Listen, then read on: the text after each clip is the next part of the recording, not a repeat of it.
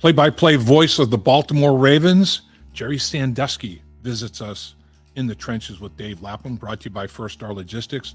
And if you have any questions whatsoever about why the Baltimore Ravens have given up big leads in the fourth quarter at both their home games, or any questions about their offense, their defense, their special teams, their coaches, their players, whatever it may be, Gerry Sandusky has the answers.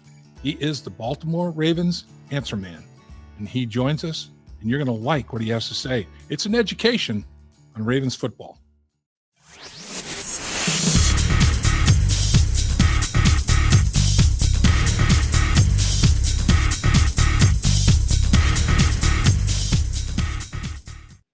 Thanks for joining us in the trenches with Dave Lapham, brought to you by First Star Logistics. As always, we are in our outstanding studios, and we have a very special guest today.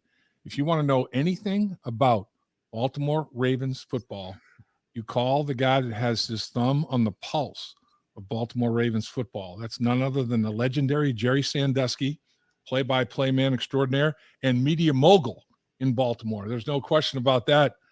What's happening, sir? Thanks for joining us. Good to be with you, buddy. It's great. We finally get around to some AFC North conversations, and the season's starting to get interesting now, right? Boy, it sure is.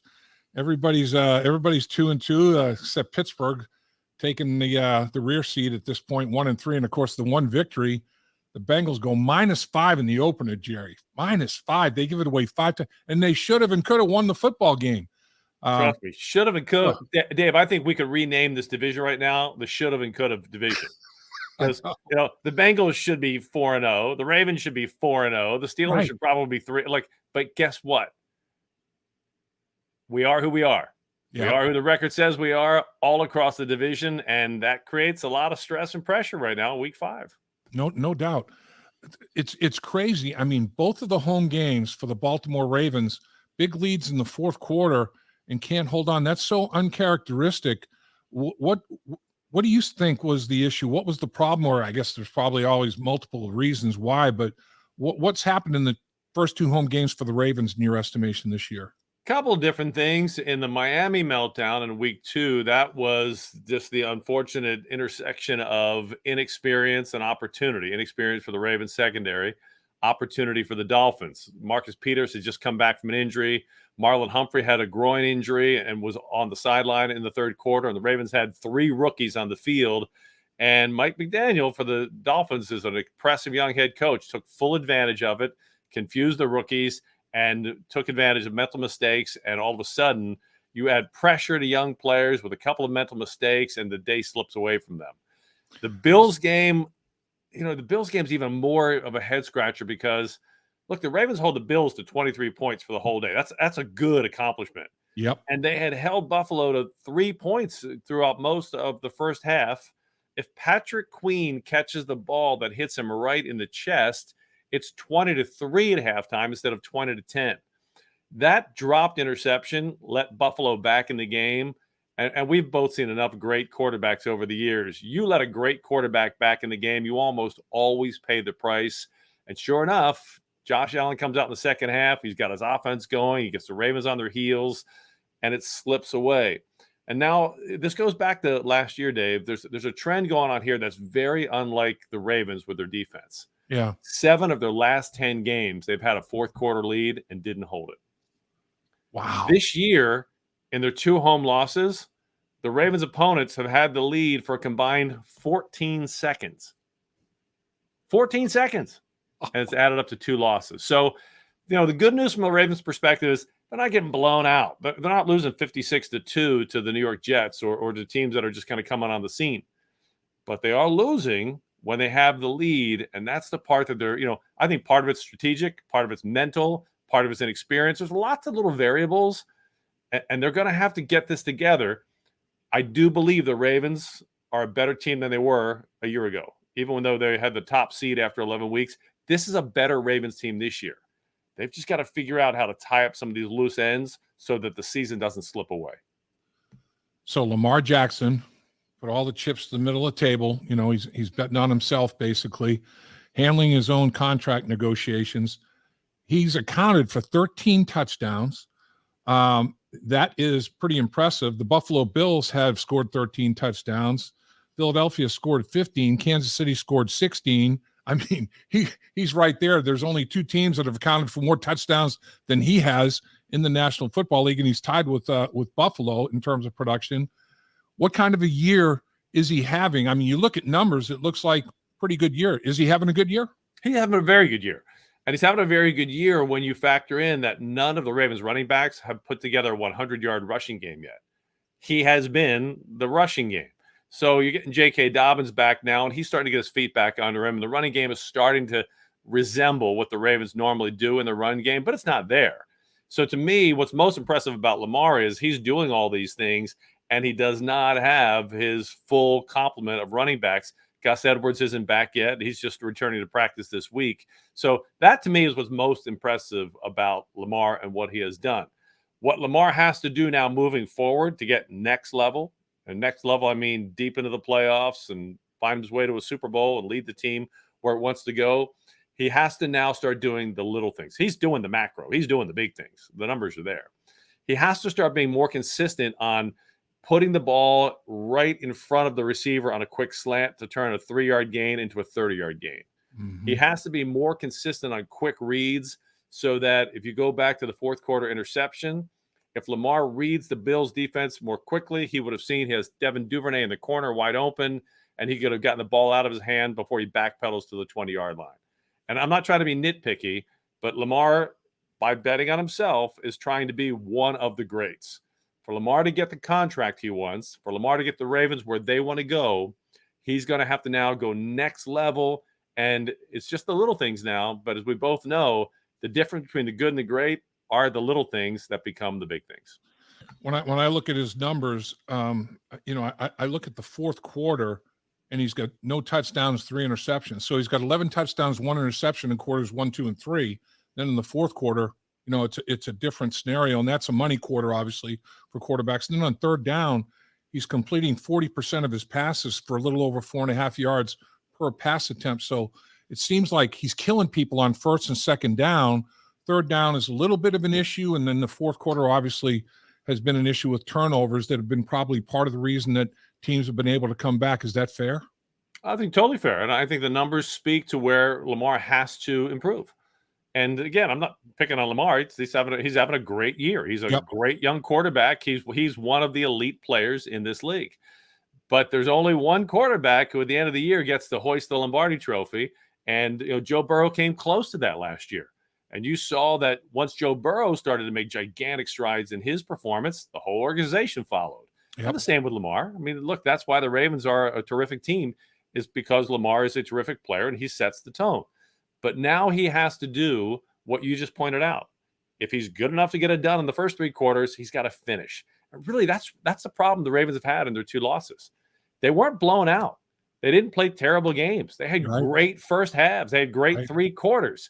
They just have to finish. And the numbers bear out exactly what you're speaking of. I mean, the Ravens have outscored people 31-3 in the first quarter, getting off to great starts. But the fourth quarter been outscored 43-9. Just the opposite. So great starts, but haven't been able to finish and sustain to basically just hone in on what you presented to us, Gerry. Lamar Jackson, okay, his rushing yards, I mean, pretty impressive. 316 yards on only 37 carries, averaging 8.5 yards per. He's got a 79-yard touchdown, the longest touchdown rush of the year. He's also got a 75-yard touchdown pass as well to Bateman, which is pretty impressive. But a lot of his rushing yards, are they design quarterback runs? Are they create and extend scramble type things? How would you designate or divide up the rushing yards of Lamar at this point? So, Dave, this is the big shift we're seeing in Lamar in year 5. His big rushing yards are designed runs. The change that we've seen in Lamar is still scrambling, and he's still taking plays that aren't yet developed and is extending them, but he's extending them into pass plays. When Lamar was his MVP season back in 2019, if things weren't going great in the pass game, man, he's taking off. He's down the sideline.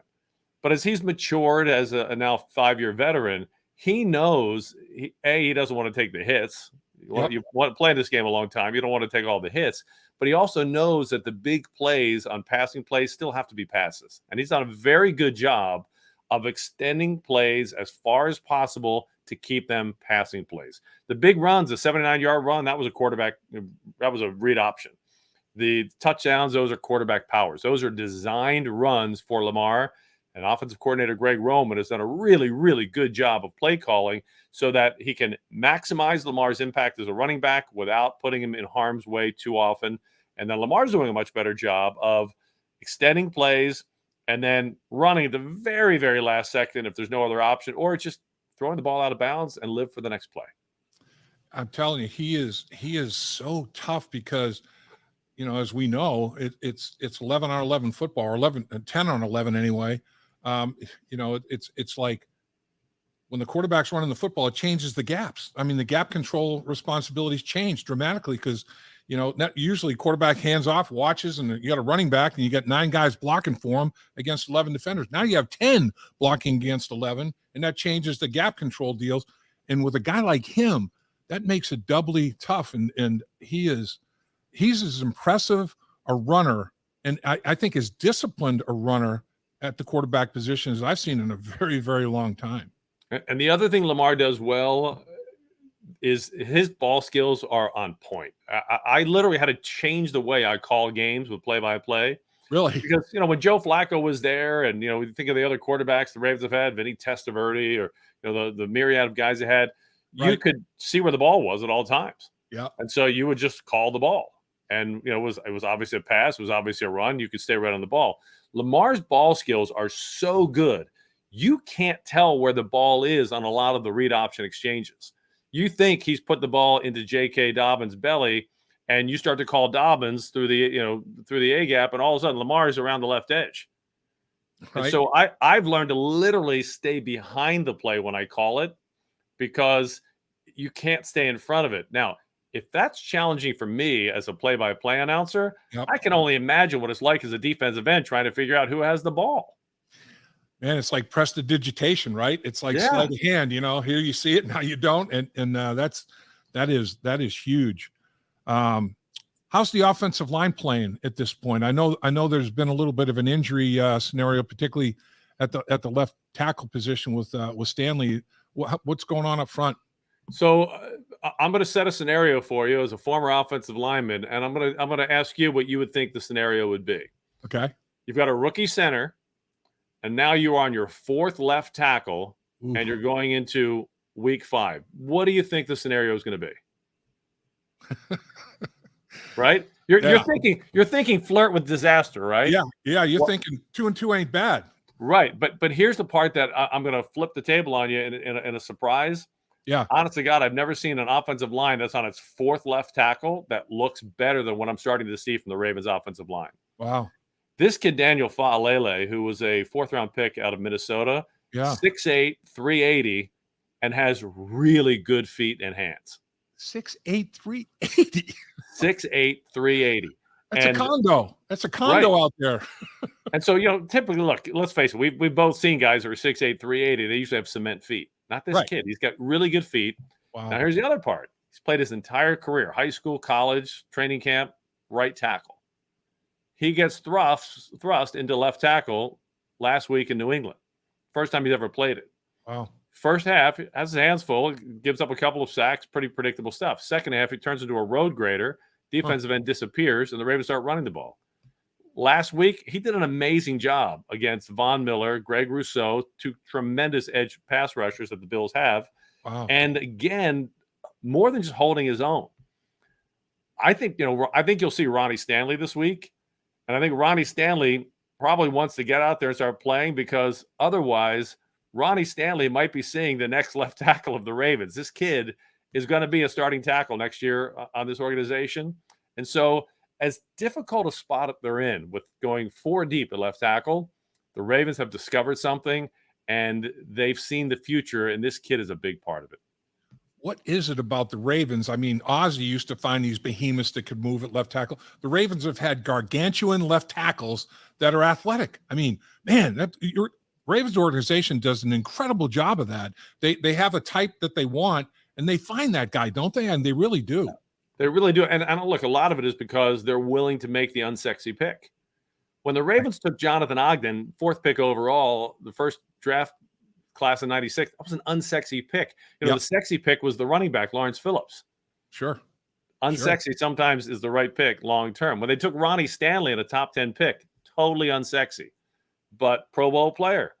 Then they find this young man, Daniel Fa'alele, in the 4th round, and that might be one of the head spinning steals, because you find a starting tackle in the 4th round, you've done some really great things. So Eric DaCosta has picked up the mantra from Ozzie as a general manager, and because they worked hand in glove for so long, the approach to looking for linemen and the understanding of the importance of those linemen, and then the understanding of the importance of having good line coaches. Joe D'Alessandris, the offensive line coach, has done a great job with the Ravens now for many years. And it's one thing to find good talent. It's another thing to develop it. You do it both. Now you've got a system. Just like your dad. You're well aware of what goes on in that regard. Your dad, John, was phenomenal. He was my coach at the Senior Bowl. And I'll tell you right now, your dad opened my eye. I was a lineman at Syracuse, ran an unbalanced line and never pass protected, and your dad, I thank a million times over. Your dad gave me a lot of technique awareness at the Senior Bowl that was instrumental for me. I'm telling you, your dad was a hell of a line coach, great guy too. I appreciate that. One of the things I miss with my dad having passed 17 years ago is I used to love having kitchen table conversations over a cold beer, X and O'ing, and asking my dad, all right, what's this team doing? What am I missing? And he'd say, they're doing this, and that. And I said, is that something new? He said, no, actually, the Rams used to do that in the late 50s. Or, oh yeah, San Francisco did that in 1969. Or like, and it was just the old timers all understand that there's only so many things you can do with 11 players, and it all comes back down to the point of attack and technique. And honestly, and we've talked about this before, your dad was a hell of a player in the offensive line himself. And sweet feet. When he got out there on that dance floor at the Senior Bowl, I was like, wow, check out Coach Sandusky. Ballroom dancer, man. He was strong. He was really good. So Dave, I think I've shared this with you, but I've always here's one major change that I would make in the combine, the scouting combine at Indy. I would have a dance off for linemen. I don't give a damn what your 40 time is. How often does a tackle run 40 yards down the field? Bingo. What I want to see is who can dance. Yeah. Because if you can dance, it means you have light feet. And I used to see this in family weddings all the time. Right. Big John would get out there, my dad, and all of us kids, he had 5 kids, we'd be like, how in the world can he dance like that? He's bigger than all of us, and none of us could dance. And that's when we knew none of us were going to be pro athletes. That's great. That is great. Okay, so the relationship that Mark Andrews has with Lamar is obviously special. I mean, Mark Andrews leads all tight end in catches, perennial Pro Bowler, such a great route runner, seems like a very, very intelligent football player. Talk about Andrews and the receivers, that Lamar's thrown to a little bit. So Mark Andrews, he has what Mahomes and Kelsey have with Lamar. They have that connection. They have that nonverbal understanding. And here's the thing Mark Andrews gets, and he has it from the moment he arrived at camp. It was pretty eye-opening. He understands where the hole is on the defense. He's not just going to run the exact route as it's designed. He's going to run the route, and mid-route, he's going to recognize the defense, and he's going to find the open spot. And Lamar and him have a great nonverbal, and they understand that, look, that it might not be a pure 7 route. It might not be a pure stop route. It might not be a traditional stick nod, but they both see where the opening is going to be, and they know that Mark Andrews is going to get there. That's the big part of the Andrews-Jackson connection. The nice part about the Ravens passing game, and this is a big plus, is Rashad Bateman and Devin Duvernay have been outstanding. They're both very fast. They both run good routes, and they're getting great yards after catch. Bateman's 75-yard touchdown was a 7-yard slant. It was a boom, boom, 3-step drop, ball out of Lamar's hand, catch, and 7-yard gain and take off 68 yards on the run. Nice. Duvernay doing a lot of the same things. And so while this was a highly criticized receiving core in the offseason for understandable reasons on the national media, these guys had very few catches among them. They have shown in the first month of the season that this is a quality group of young receivers. All right, so let's flip to the defensive side of the football. Don Wink Martindale moves on. He's now the New York Giants defensive coordinator. Mike Macdonald has been there for a while. Went to the Michigan with brother Jim of John Harbaugh to be his coordinator, and then he comes back to the Ravens. So I mean, there's familiarity. He's 9 years, I think, he's been with the organization. What's going on defensively? So it's a different defense than you're used to seeing. You come to Baltimore in years past, and on first down, Wink was going to blitz. On second down, Wink was going to blitz. On third down, Wink was going to blitz. Bingo. The only thing you didn't know was where's the blitz coming from.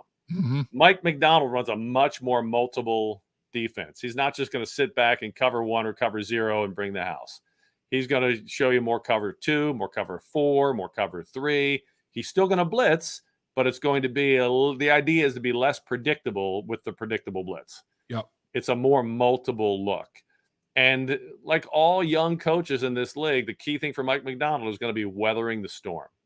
And by that, I mean, you lose 2 home games where you have 17-point leads late in the game and they don't hold up. You're going to catch fire. It's the nature of the business. And as Mike gets through this phase, he'll learn that sometimes the best defensive plans fall prey to injuries and rookies in the fourth quarter.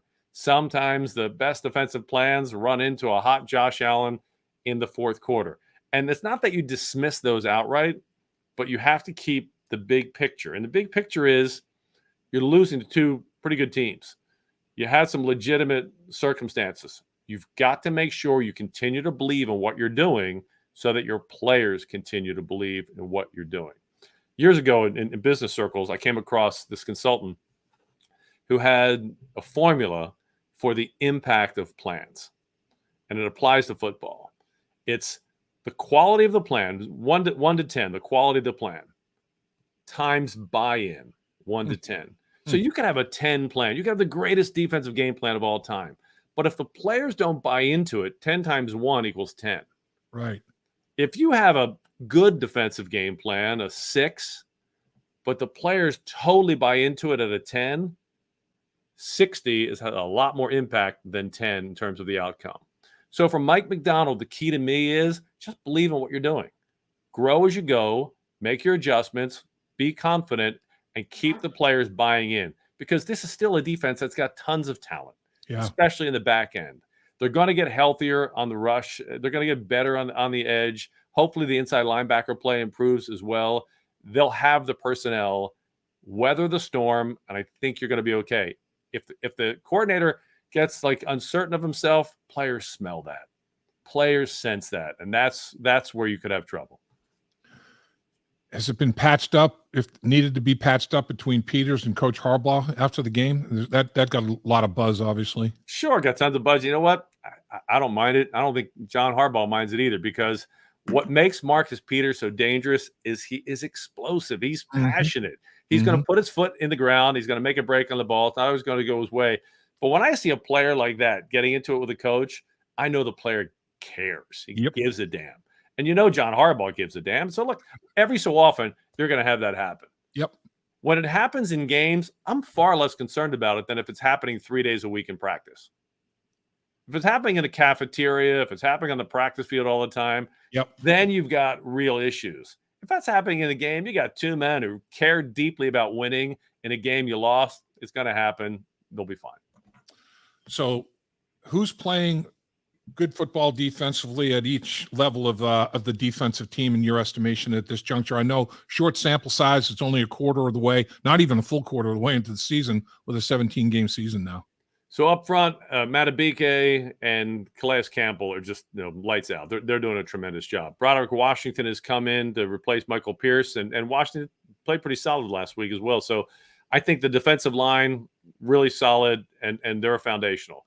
Adafe Owe had a slow start in terms of quarterback pressures. Got his first sack. He was in the grill of Josh Allen a couple of times. He's found his way. He's going to be fine. The other edge is where you have some concerns. Justin Houston didn't play with a groin injury. You got a 33-year-old edge rusher with a groin injury that could linger. They bring in Jason Pierre-Paul, and he did a solid job. He did as much as you could hope for a guy who was signed on Monday, played on Sunday. Right. The lack of depth on the edge is a major, major point of concern. This is something that they've dealt with from training camp forward, and they've got to get that fixed because we both know it's easy to pin the blame of pass yards on the secondary, but your secondary gets exponentially better as your pass rush gets better. Right on. Inside Right on. linebacker has been inconsistent. Patrick Queen, former first-round pick, started the season phenomenal against the Jets. Didn't play as well against the Dolphins. Played much better against the Patriots. Didn't play as well last week in the loss to the Bills. So he still has to take that next level of being consistently excellent to anchor that group.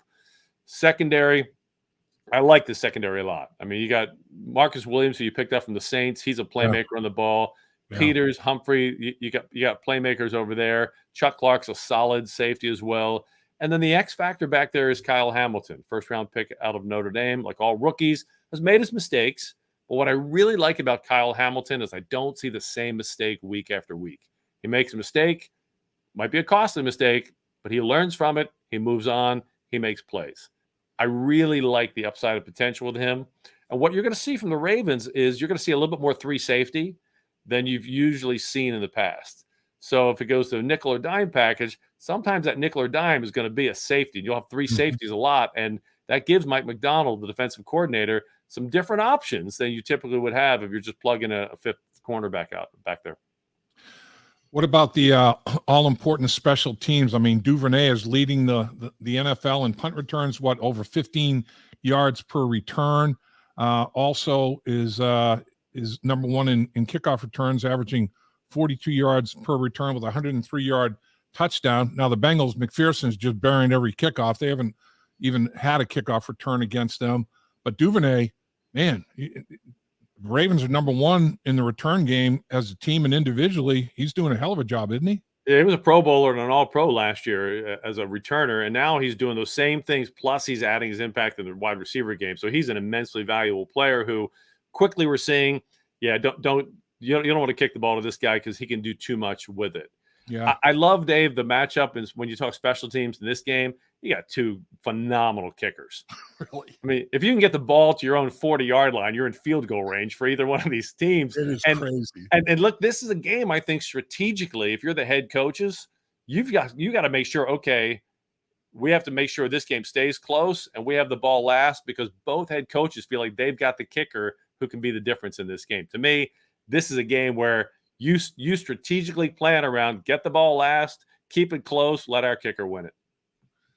It's going to be exciting. I mean, those hidden yards, the Bengals had a 10-yard advantage per possession, and there were 11 or 12 possessions. Bengals had 12, Dolphins had 11. In the last game, the Bengals drive start was their 33, the Dolphins the 23. When you have over a football field of those hidden yards, putting the opponent on long field and you're getting some short ones due to kicking game and or turnovers or whatever, that's a factor. And speaking of turnovers, how about the Bengals start out -5, and they've in the last 3 games they have 7 takeaways by 5 different players, and they're back to +1, which is tied for 8th in the league. But how about the Ravens? 10 takeaways, tied for 1st in the NFL. 5 giveaways, tied for 10th. +5 is 2nd overall. I mean, that's a big factor in the start, isn't it? Well, it's a huge factor when you consider a year ago the Ravens were -11 for the whole season. Wow. Since John Harbaugh came on board, he's now in year 15. In the years the Ravens are plus turnover differential, they go to the playoffs. The years they're minus, they miss the playoffs. It's that big. In this league, turnover differential will usually point you in the direction of win and loss. And as we look at the Ravens and the Bengals so far in this young season, it's a pretty clear indicator that if you're going to win come Sunday night at M&T Bank Stadium, you have to win the turnover differential because it flips the field with offenses that are so explosive. You can't give Joe Burrow a short field. You can't give Lamar a short field because they're going to beat you every time. Let me get you out of here on this one, Gerry, and I certainly do appreciate all the time you carved. You are outstanding.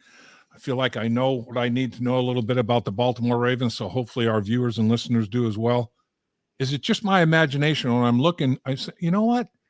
Lamar looks like he's under center a little bit more. It looks like they're going empty backfield a little bit more than they have. Are those two things? Am I seeing things or am I kind of on the right track? You're seeing things accurately. You will see Lamar under center a little bit more. They still run the pistol a lot. They still run the shotgun a lot. They will do the empty backfield a little bit more. The empty backfield speaks to how much the Ravens feel confident in their receiving. And a guy we haven't touched on who I think is going to become a bigger factor is a rookie tight end named Isaiah Likely. He's in there a lot. He's only gotten the ball 5 times so far, but you're going to see those numbers go up. So you have, your wide receivers who we've touched on, Mark Andrews, Isaiah Likely. Now it starts to become, who are you going to double? As Likely becomes a bigger target, much harder to double Mark Andrews and Rashad Bateman. You can't double everybody. So the empty backfield with a lot of targets Lamar likes makes some pressure situations for the secondary. Lamar under center creates a lot of different things in the running game, and it just forces the defense now to have to think more about, okay, multiple formations, multiple options. Lamar can run, Lamar can throw. It keeps people a little bit more on their heel, and it's the next step in this evolution of the offense under Greg Roman. Appreciate your knowledge, sir, and appreciate what a professional you are. You are as good as anyone at what you do. There's no question about that. Thanks for spending time with us today, and I will see you this weekend. We'll be right next door, buddy. Always look forward to having you guys come to Baltimore. Can't wait. Should be a great game and great visiting with you today. Crab cakes. Here we go. Getting ready. Thank you, Gerry. You got it, buddy. Be good. At First Star Logistics, we're a very strict company that really puts the pressure on our employees.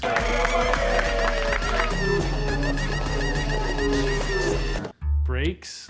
What are those? That's what I'm talking about, Icky. Get the body right, then the mind's right. Gotta get that body right. That's right. Yes, sir. Become a star with a chance to earn the highest commission percentages in the industry as a freight broker agent. Check out firststarlogistics.com.